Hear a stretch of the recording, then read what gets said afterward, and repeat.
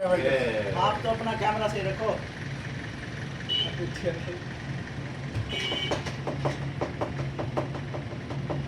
ভিতরে পুরা গেছে দাগ।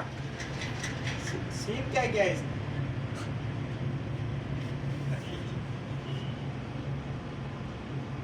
बीस दे के 100 लेंगे क्या?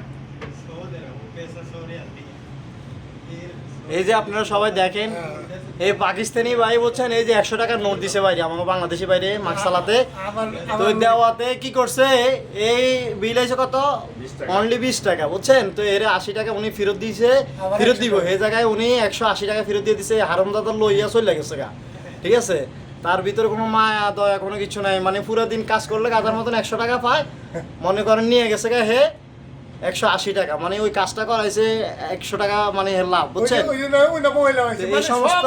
এই সমস্ত বাটপার এই যে একজন সৌদি মহিলা আছে তার সামনে এই কাজটা করছে ঠিক আছে